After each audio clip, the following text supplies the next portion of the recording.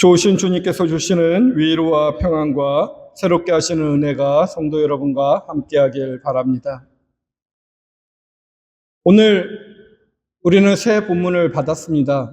이 본문을 듣고 교독하고 또 들으면서 어떤 생각이 드셨나요? 한 주 힘들고 어려운 주중 6일을 보내고 주일은 좀 하나님의 위로의 말씀을 듣고 싶은데 위로가 되셨나요?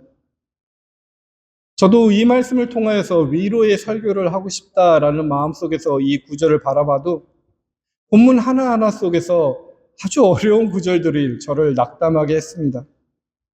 예레미야 봤더니 처음 시작부터 주님이 나를 속이셨습니다 하고 시작합니다. 아, 나의 하나님이 속이는 하나님이었나? 혹시 신성모독에 대한 내용이 아닐까? 이 가운데 속에서 그 힘든 환경 속에서 어떻게 노래할 수 있을까 고민이 됩니다. 사도 바울은 또한 로마서 6장 3절에 세례를 받아 그리스도에서 하나가 된 우리는 모두 세례를 받을 때 그와 함께 죽었다 표현합니다. 죽었다고 합니다.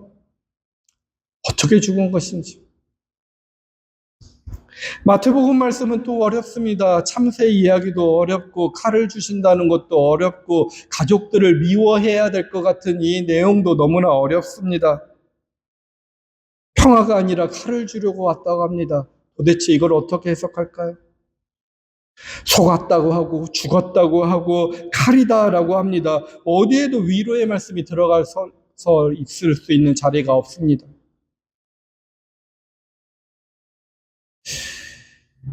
그렇다고 그냥 무조건 에레미야처럼 하나님께서 우리의 강한 용사 되시니까, 힘센 용사 되시니까 그를 믿으면 우리의 모든 기도의 간구가 이루어진다고 말하기도 어렵습니다. 에레미야의 삶의 자리가 그렇지 않았거든요. 그래서 가벼운 위로나 어떠한 값싼 타협을 오늘 본문은 절대 주지 않습니다. 어떠한 쓰라린 정직함과 불편한 진실을 통과해야지만 그 복음의 정수에 맞닿을 수 있도록 우리를 안내하는 것 같습니다. 그래서 저는 그냥 솔직한 마음 자세 속에서 천천히 예레미야의 그 삶의 궤적을 쫓아가보고 로마서의 말씀과 복음서의 말씀이 어떻게 해서 예레미야가 그 힘든 환경 속에서도 노래를 부를 수 있는지, 하나님을 찬양할 수 있는지 함께 묵상해 보고자 합니다. 우선 먼저 예레미야 삶을 한번 쫓아가 봅시다. 오늘 7절 시작되는 본문을 읽어보십시오. 주님께서 나를 속이셨으므로 내가 주님께 속았습니다.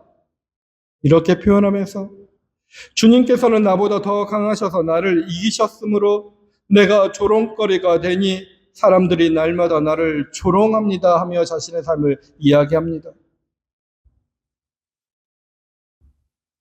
어떻게 해서 이런 이야기를 했을까? 예레미야는 예언자입니다. 아마 평생을 하나님의 말씀에 매여 살아온 자일 것입니다.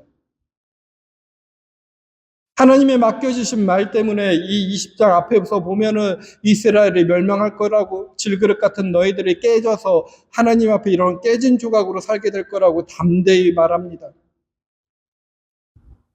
그런데 속았다 표현합니다. 개역개정은 아주 속았다라는 내용이 불편했는지 권유하였다고 점잖겠습니다. 근데 사실 원어에 대한 내용들을 살펴보면 이 속이셨다라는 내용도 점잖은 표현입니다. 왜냐하면 히브리어로 파타라는 동사가 쓰였습니다. 이것은 출애굽기 22장 16절에서 그 동사는 처녀를 깨어내어 범하는 행위, 그때 그 동사가 쓰입니다. 호세아 2장 14절에서는 광야로 유혹해내어 어쩔 수 없이 끌고 가는 행위, 이럴 때 쓰였던 단어가 지금 쓰이고 있습니다. 즉 파타, 지금 이곳에서 예레미야를 부드럽게 속이다가 아니라 깨어내어서 정복하다가 거의 폭력적으로 행사하고 있는 장면을 묘사하는 것입니다. 그러니까 지금 예레미야가 하나님께 외치는 것은 이 원어를 그대로 살린다면 주님은 저를 달콤한 말로 깨어내셨고 저보다 더 강한 힘으로 저를 정복하셨습니다. 저는 저항할 수 없습니다. 그래서 그 결과 저는 사방에서 조롱받는 자리로 떨어졌습니다. 라는 점잖은 신앙적인 용어가 아니라 그냥 날 것의 용어로 주님께서 강제로 저를 이끄지 않았습니까? 이 비참하고 힘든 자리로 주님이 나를 이끄셨는데 이게 어찌 된 일입니까? 하며 외치고 신음소리입니다. 근데 그 항의가 어떻게 나왔는지요? 그 뒤로 보십시오. 8절 보시면 내가 입을 열어 말을 할 때마다 자기 의지로 하는 말이 아닙니다. 하나님의 뜻대로 살고자 애써 노력해서 하나님의 말씀을 그대로 전한 것입니다. 폭력을 고발하고 파멸을 외치게 되어 있습니다. 얼마나 힘들까요? 그런 주님의 말씀 때문에 나는 날마다 치욕과 모욕거리가 됩니다라고 합니다. 부패를 고발하고 권력자들의 죄를 폭로하고 다가오는 심판을 선포하였습니다. 그런데 그 결과가 치욕과 모욕이라는 것입니다. 이어지는 결과들은 어떤가요? 나와 친하던 사람들도 모두 내가 넘어지기만을 기다린다고 10절은 이야기합니다. 이게 하나님께 충성된 삶을 살았던 삶의 결과입니다. 가장 깊이 부름받은 사람이, 가장 정직하게 말씀을 전한 사람이 가장 철저하게 무너져 있다는 것입니다. 그리고 그 자리에서 하나님의 얼굴을 향해 하나님께서 저를 속이셨군요 라고 외치고 있다는 것입니다. 여러분들이 갖고 있는 하나님의 상과 이 하나님의 상이 같으신지요? 수많은 그리스도인들은 우리가 하나님의 익숙한 상을 갖고 있습니다.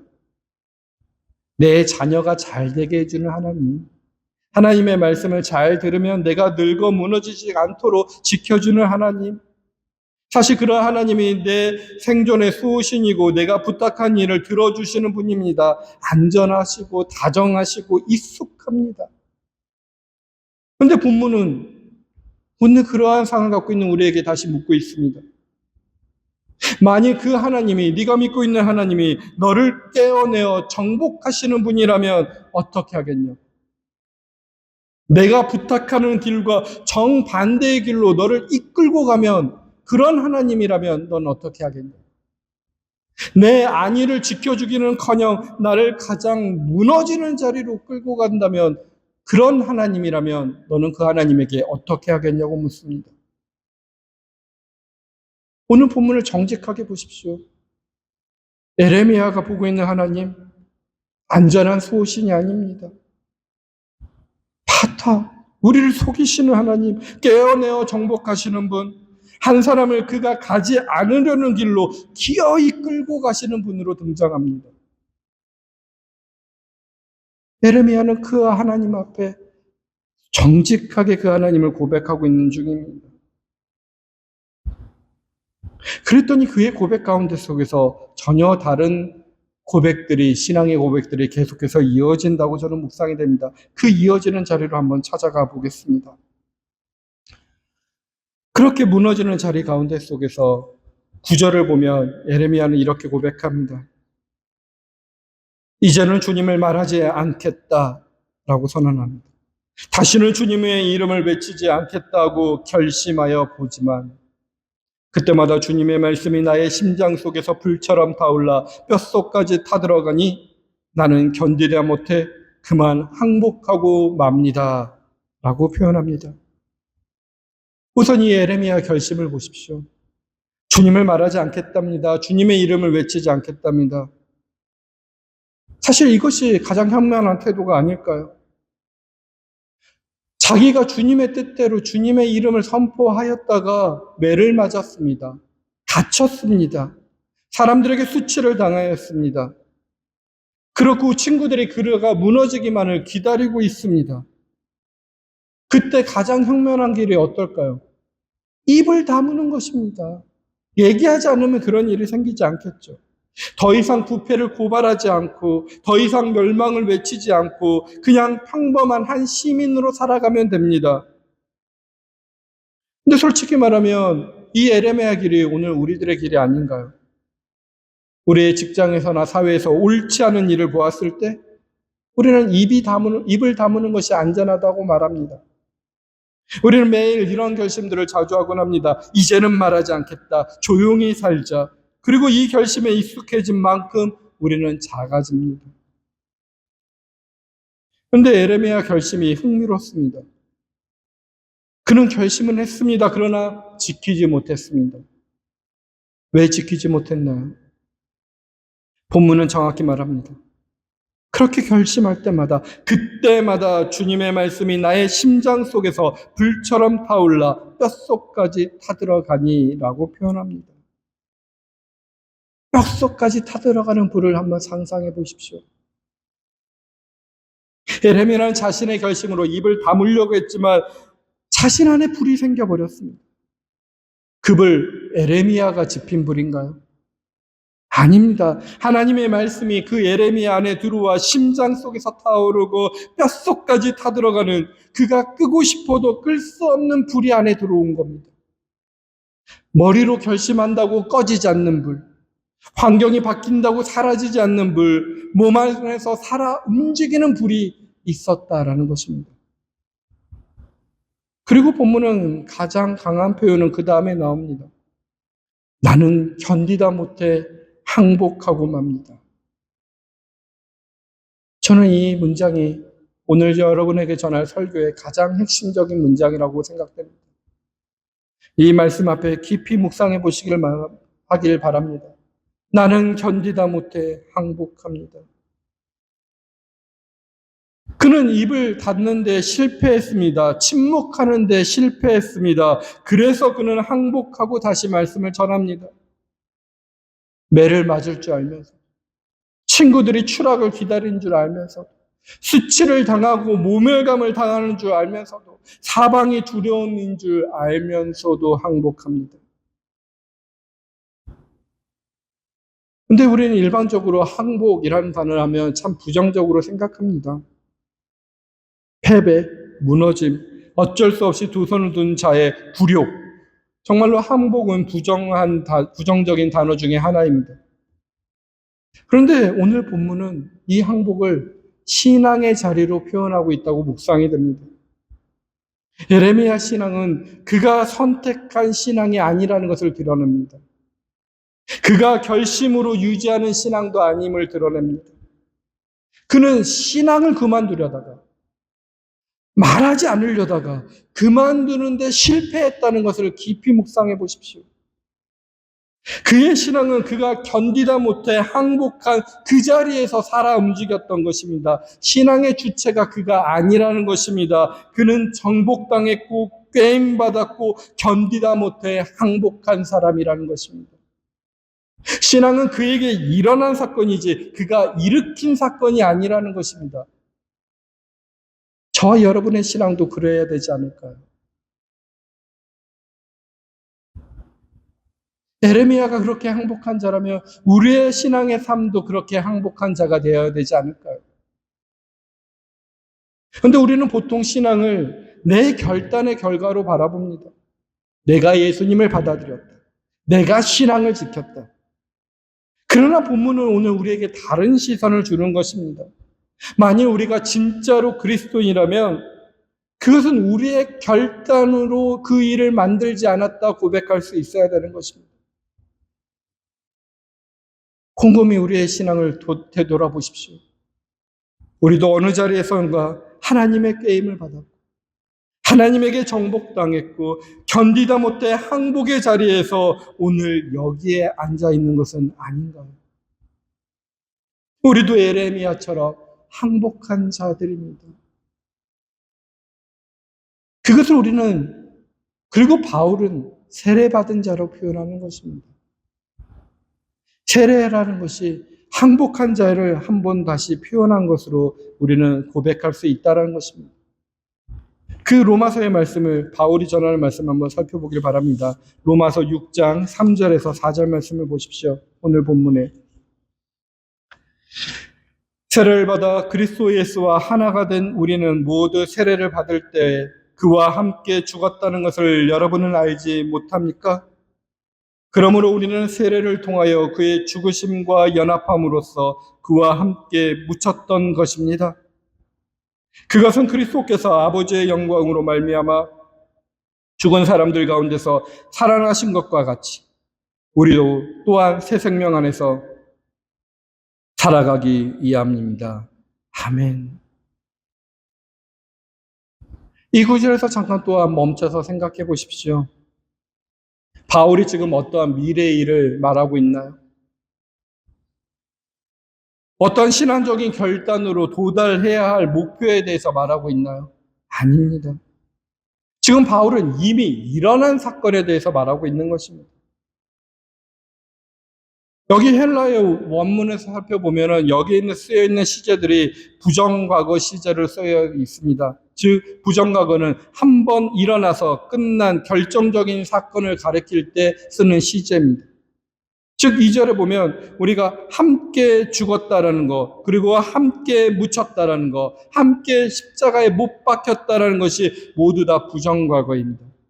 즉 바울이 말하는 함께 죽음은 우리가 앞으로 도달해야 될 영적인 상태가 아니라 세례를 받은 날 이미 그날 일어났다라는 것입니다. 알지도 못한 상태에서 일어난 것입니다. 느끼지 못해도 일어났다고 선언하는 것입니다.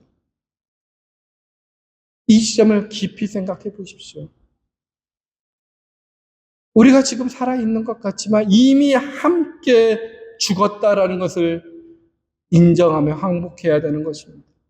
이미 함께 묻혔다라는 것을 인정하고 우리가 항복해야 된다는 것입니다.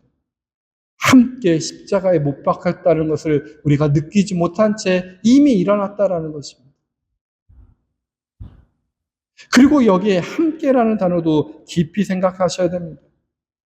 여기 모두 다 쉰이라는 그 원어를 통해서 함께라는 단어가 쓰였습니다. 함께 십자가에 못 박혔고 함께 묻혔고 함께 살 것이라고 그리스도와 함께 같은 무덤, 같은 어둠, 같은 죽음에 있다라는 것입니다. 비유로 표현한 것이 아닙니다. 시적인 표현도 아닙니다. 영적인 은유도 아닙니다. 바울에겐 이건 실제로 일어난 사건이고 오늘 우리에게도 실제로 일어난 사건이라고 알려주는 것입니다. 그러니 6절에 이렇게 고백합니다. 우리의 옛사람이 그리스도와 함께 십자가에 달려 죽은 것은 죄의 몸을 멸하여서 우리가 다시는 죄의 노예가 되지 않게 하려는 것임을 우리는 압니다. 라고 바울은 고백하는 것입니다. 여기서도 함께 십자가에 달려 죽었다고 과거 시제를 쓰는 것입니다. 이미 일어난 일입니다. 근데 여러분들은 이것을 원래 알고 계셨나요? 정말로 그걸 확신하고 계셨나요? 로마 사람도 오늘날 그리스도인들도 이것을 잘 모르기 때문에 오늘 본문은 다시 한번 묻는 것 같습니다. 3절에 보니 여러분은 알지 못합니까? 라고 의문형으로 묻고 있습니다. 알지 못합니까? 지금 바울은 로마 교인들이 몰랐던 사실을 알려주고 있는 것입니다. 우리가 그리스도와 함께 죽었다는 사실을 알지 못한 채로 신앙생활을 해온 사람들이 너무나 많았다라는 것입니다. 근데 솔직히 보면 오늘 우리의 삶의 자리가 그렇습니다. 우리도 세례를 받았습니다. 교회를 어렸을 때부터 다녀서 학생 때 받으신 분도 있고요. 청년이 되어서 받으신 분도 있고요. 어떤 분들은 미국에 오게 되어서 받은 분도 있을 것입니다. 그 세례를 받은 날 무엇을 느끼셨나요? 감격, 결심, 새로운 시작. 그러나 내가 그리스도와 함께 묻혔다는 그 사실이 몸으로 들어왔었나요? 나의 옛사람이 십자가에 달려 죽었다는 사실을 살갗을 뚫고 경험되고 느끼셨나요? 대부분 경우 그렇지 않습니다. 그냥 우리는 세례를 종교적인 입회의식으로 경험했지 내가 그리스도와 함께 무덤에 묻히는 사건으로 경험하지 못합니다. 근데 본문이 우리에게 무엇을 말합니까? 그럼에도 불구하고 사건은 일어났다는 것입니다. 우리가 알았든 몰랐든 느꼈든 못 느꼈든 우리는 그리스도와 함께 묻혔고 그리스도와 함께 죽었다라는 것입니다. 성도 여러분, 이 사실이 무엇을 의미하는지 한번 깊이 생각해 보십시오. 우리가 앞에서 만난 예레미야는 게임받아 정복당하고 견디다 못해 항복한 그 예레미야의 자리는 세례받은 모든 자의 자리라는 것입니다. 그가 우리의 미래의 모델이 아닌 것입니다. 우리의 이미 일어난 현재라는 것입니다. 그러니 다시 한번 우리의 입장을 생각해 보십시오. 우리는 이미 항복한 자들입니다. 다만 알지 못하고 있었을 뿐입니다. 우리는 이미 묻혔습니다. 우리는 이미 죽었고요. 우리는 이미 그리스도와 함께 무덤 안에 있는 사람들이라는 것입니다. 이것이 우리의 신앙의 출발점이지 목표점이 아니라는 것입니다. 우리에게 일어난 일이지 우리가 일으켜야 할 일이 아니라는 것입니다. 이 출발점과 목표점을 깊이 묵상해 보면 신앙의 고백이 달라집니다. 그러면 우리의 삶과 복음에 대한 이해가 달라지게 됩니다. 이 사실을 가지고 오늘 복음서의 말씀을 가지고 또한 두 가지 내용들을 한번 생각해 보시길 바랍니다. 우선 먼저 마태복음 말씀 속에서 어려웠던 내용 중에 하나인데요. 검의 자리입니다. 마태복음 10장에서 검을 말씀하시는 자리 34절과 37절을 다시 한번 보시기 바랍니다. 오늘 복음서에서 예수님은 이렇게 말씀하셨습니다. 너희는 내가 세상에 평화를 주려고 온 줄로 생각하지 말아라. 평화가 아니라 칼을 주려고 왔다. 나는 사람이 자기 아버지와 맞서게 하고 딸이 자기 어머니와 맞서게 하고 며느리가 자기 시어머니와 맞서게 하려고 왔다. 사람의 원수가 자기 집안의 식구일 것이다. 이 말씀을 어떻게 생각하시나요? 예수님께서는 평화의 왕 아니신가요? 사랑의 왕 아니신가요? 그런데 우리가 평소에 노래하는 평강의 왕이 말씀하시는 내용이 약간 이상합니다. 가족 간의 불화를 일으키러 오신 것 같습니다. 부모와 자녀에 대한 사랑이 예수님께 대한 사랑보다 크면 그분께 적합하지 않다고 얘기하십니다. 이 말씀을 처음부터 들으면 그냥 어떤 교주가 말하는 것 같습니다. 이걸 어떻게 우리는 이해해야 될까요? 이미 항복한 자로서 속에서 이 말씀을 한번 이해해야 됩니다. 그리고 원문을 다시 한번 살펴봐야 됩니다. 35절에 보면 나는 사람이 자기 아버지와 맞서게 하고 맞서게 하고 맞서게 하려 왔다는 그 단어의 동사가 있습니다. 이 맞서게 하던 동사의 헬라어 동사는 디카조라고 해서 둘로 가르다, 분리하다라는 뜻입니다. 즉 예수님이 가져오신 검은 자르는 겁니다. 분리하는 겁니다. 그런데 이 검이 무엇을 분리했을까요? 본문의 표면만 읽으면 가족 관계를 자르는 것처럼 보입니다. 그러나 그렇게 읽으면 본문을 오역하는 것입니다. 지금 이 검이 분리하는 것은 가족 자체가 아닙니다. 검이 자르려고 했던 것은 가족이 차지하고 있는 자리를 분리하는 것입니다. 한 번 더 말씀드립니다. 검이 자르는 것은 가족이 아니라 가족이 차지한 자리입니다. 이렇게 이해해야 됩니다. 우리 가정에 대한 생각들 한번 생각해 보십시오. 특별히 이민자들은 가족을 중요시합니다. 한국에 익숙한 삶을 뒤로하고 이곳에 멀리 왔기 때문에 많은 친척들이 없습니다. 그러니 가족이 가장 중요합니다. 이 자녀가 가장 중요합니다. 또한 외로운 부모님을 내가 부양해야 된다는 책임감도 있습니다. 그래서 가족은 이민자 정체성의 아주 핵심적인 요소입니다. 그러다 보니 보통 많은 사람들이 가족에 대한 사랑을 이렇게 고백합니다. 자녀가 잘 되어야 내가 산다. 부모님께 효도하지 못하면 나는 죄인이다. 가족만은 절대로 놓을 수 없는 것이다. 가정을 우선시해야 된다라고 고백합니다. 그런데 이 문장들을 잘 한번 생각해 보십시오. 모두 신을 향해서 쓰는 문장과 거의 같은 문법을 쓰고 있습니다. 주님께서 살아계심으로 내가 산다. 주님께 충성하지 못하면 나는 죄인이다. 주님만은 절대로 놓을 수 없다라고 신앙에 대한 문장을 쓰는데 우리는 가족을 향해서 똑같은 문장을 쓰고 있다는 것을 생각해 보셔야 됩니다. 그렇다면 이 문장을 깊이 생각해 보면 가족이 우리의 어떠한 신이 되어 있을 때가 있습니다. 가족이 우상화가 되어 있다는 것입니다. 우리가 그것을 의식하든 의식하지 못하든 가족은 하나님의 자리를 차지할 때가 너무나 많다라는 것입니다. 그것을 바로 예수님께서는 검으로 베어내려고 하는 자리라는 것입니다. 이 척박한 이스라엘, 2000년 전 이스라엘 땅 속에서도 가족이 우상으로 되어 있는 경우가 많았기 때문에 그렇습니다. 우상으로서 가족을 섬기게 되면 오염된 사랑이 우리 안에 속에서 일어납니다. 자녀를 사랑한다는 것을 생각해 보십시오. 자녀를 있는 그대로 사랑하는 것이 아니라 어떠한 프로젝트를 만들어 버립니다. 내가 성공시켜야 할 작품으로 만들어 버립니다. 그래서 자녀의 어떠한 시험 점수가 내 신앙의 증거가 되고 자녀의 명문대 합격이 내 인생의 결실이 되어버린 사람들이 너무나 많습니다. 자녀는 나의 부속물이 되고 그렇게 자라난 자녀는 부모의 기대 아래속에서 질식감을 느낍니다. 부모도 자녀의 성취에 매여 노예가 되어버립니다. 둘 다 자유롭지 못합니다.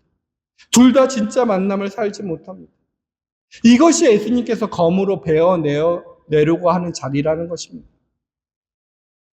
검이 가족을 우상의 자리에서 베어 끌어내릴 때 비로소 놀라운 일이 일어납니다.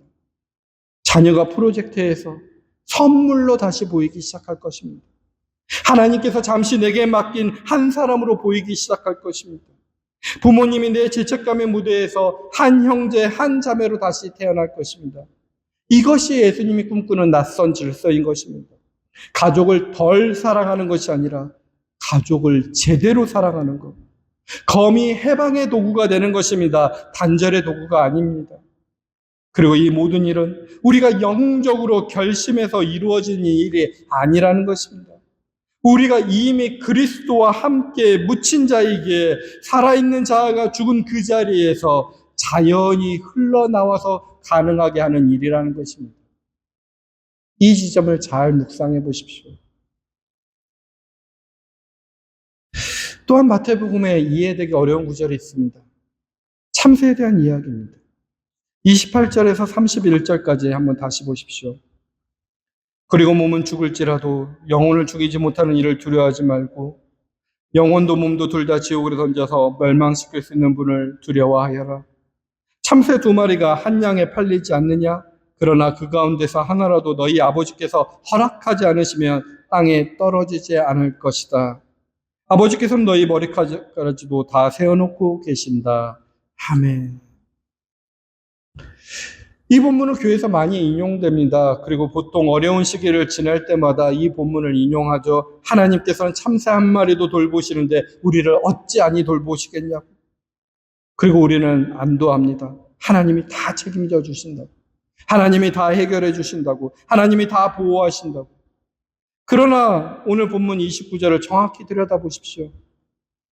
참새 2마리가 한 양에 팔리지 않느냐 표현합니다. 참새가 팔린다고 말하고 있습니다. 아주 싼 돈에 팔리는 것입니다. 거의 공짜에 가까운 것입니다. 즉 예수님의 비유 속에 이 참새는 값싼 새고 흔한 새고 별 의미 없이 죽은당하는 새입니다. 그리고 무엇이 이어집니까? 그 가운데 속에 하나라도 너희 아버지께서 허락하지 않으시면 땅에 떨어지지 않을 것이다 라고 표현하는데요. 이것은 무엇을 의미하는지 좀 정확히 이해해야 됩니다. 지금 예수님께서는 참새가 떨어지지 않는다고 말씀하지 않았습니다. 참새가 떨어지는 것은 전제하고 있습니다. 그것이 본문이 시작하는 자리입니다. 참새는 떨어집니다. 시장에서 팔리고 죽고 잊혀지고 하찮게 여겨집니다. 매일 수천 마리의 참새가 떨어집니다. 예수님께서는 이 사실을 부정하지 않았습니다. 오히려 이 사실을 정면으로 짚으신 것입니다. 근데 떨어짐에 대해서 무엇을 말하셨나요? 떨어짐이 면제되고 말하지 않고요. 떨어짐을 막아주겠다고 말하지 않고요. 예수님께서 말씀하시는 것은 바로 한 가지입니다. 너희 아버지께서 허락하지 않으시면 떨어지지 않을 것이다.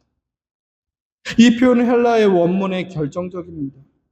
허락하지 않으시면 이라는 것은 원어로서 아네우 투 파토스 히몬이라는 것 속에서 직역하면 너희 아버지 없이는 이라고 표현할 수 있습니다. 너희 아버지 없이는 것을 넣어서 다시 직역하면 이렇게 풀 수 있습니다. 참새는 떨어집니다. 그러나 그 떨어짐이 너희 아버지 없이는 일어나지 않는다라고 알려주고 있는 것입니다. 즉 예수님이 알려준 이 본문의 약속은 떨어짐에 없어진다 면제가 아니라 떨어짐이 아버지와 분리된 채로 일어나지 않는다는 사실을 알려주고 있는 것입니다. 떨어짐은 실제 하는데 그러나 고립된 떨어짐, 너만이 혼자 떨어짐은 없다라는 것입니다. 하나님께서 함께 떨어져 주신다는 것입니다. 이것이 얼마나 결정적인 것이 인식해 보셔야 됩니다. 교회의 통속적인 신앙은 끊임없이 이렇게 약속합니다. 하나님을 잘 믿으면, 하나님 뜻대로 하면 떨어지지 않는다고. 신앙이 깊으면 우리의 인생이 평탄하다고. 그러나 본문은 전혀 다른 방향 속에서 말하는 것입니다. 너희는 떨어진다. 그러나 그 떨어짐이 고립된 채 일어나지 않는다는 것입니다. 이것이 중요합니다. 우리의 삶 속에서 여러 고통이 있습니다. 해결되지 않는 문제들이 있습니다. 그것이 실제로 하는데 그 문제를 하나님께서 다 없어준다는 것이 아니라는 것입니다. 세상적인 염려와 그 무게들은 실제 하는 무게입니다. 하나님께서 그걸 다 해결해 준다는 것이 아니라 그것이 면제된다는 것이 아니라 그러한 어려운 가운데 속에서도 하나님은 함께 하신다는 것입니다. 모든 떨어짐의 한복판에 아버지께서 함께 계신다는 것입니다. 떨어지는 참새 옆에 아버지께서 함께 계셨고 우리가 떨어질 때 혼자 떨어지지 않는다는 것을 알으라는 것입니다. 문제 해결이 아니라 함께 있습니다. 건져냄이 아니라 동행하고 계신다는 것입니다. 그러면 이것은 우리가 평소 듣는 가벼운 위로와 완전히 다른 자리에 설 수 있습니다. 가벼운 위로는 문제만을 해결한다고 약속합니다. 너의 어려움이 곧 사라질 것이라고. 그러나 본문이 주는 위로는 해결되지 않는 문제의 항복판에 함께 머무심을 약속하는 것입니다. 너의 어려움은 사라지지 않을 수 있다. 그러나 너는 그 어려움 속에 혼자 있지 않다라는 것입니다. 만약 전자는 거짓이기에 회중을 결국 배반하고 후자는 진실이기에 회중과 끝까지 함께하는 것입니다. 오늘 본문이 보여주는 낯선 평화가 바로 이런 것입니다. 모든 안정이 베어진 자리에, 모든 우상이 끊어진 자리에, 모든 떨어짐이 멈추지 않는 자리에서 그러나 그 자리에 함께 계시는 아버지가 발견된 것입니다. 에레미야는 그런 하나님을 바라봤던 것입니다. 그러니 에레미야는 그 하나님이 영적으로 강한 용사라는 것입니다. 모든 것을 해결해 주는 용사가 아닙니다. 분명히 11절은 이렇게 외칩니다. 그러나 주님은 내 옆에 계시는 힘센 용사입니다. 나의 문제 해결의 용사가 아니라 그 떨어짐 속에서도 함께 할 수 있는 힘센 용사, 영적인 용사라고 고백하는 것입니다. 주님이 전사가 되어서 모든 문제를 정리하시는구나 이렇게 고백한다면 우리는 결정적으로 본문을 오해하는 것입니다. 힘센 용사는 검으로 모든 우상의 자리를 끊어내시고 참새의 자리에 어쩔 수 없이 서 계셨던 우리 주 예수 그리스도가 바로 힘센 용사라고 고백하는 것입니다. 그분이 막아내시는 것은 세상이 원하는 것과 다른 것입니다.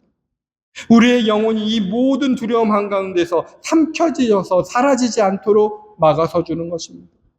박해가 예레미야의 부름을 삼키지 못하도록, 조롱이 그의 증언을 삼키지 못하도록, 죽음이 그를 고립된 죽음으로 떨어뜨리지 못하도록 그분이 막아내시는 것이 영혼의 함락이었던 것입니다.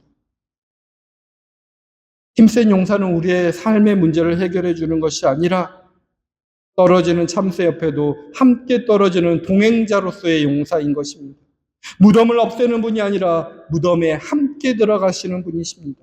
상황의 전사가 아니라 영혼의 전사, 그리고 바로 그 전사가 옆에 계실 때 비로소 모든 떨어짐의 항복판에서 모든 우상이 베어진 자리 속에서 에레미야처럼 고백할 수 있는 것입니다. 오늘 에레미야의 마지막 고백을 들어보십시오. 13절, 12절, 13절입니다. 만군의 주님, 주님은 의로운 사람을 시험하시고 생각과 마음을 감찰하시는 분이십니다. 내 억울한 사정을 주님께 아뢰었으니 주님께서는 그들에게 내 원수를 갚아 주십시오. 내가 그것을 보기를 원합니다. 주님께 노래하여라. 주님을 찬양하여라. 주님께서는 억압받은 사람들을 악인들의 권세에서 건져 주신다. 아멘. 이 말을 했던 에레미야는 다음 구절 속에서 자신은 태생부터 아주 비참한 자라고 고백합니다. 즉, 삶의 환경은 변하지 않았습니다.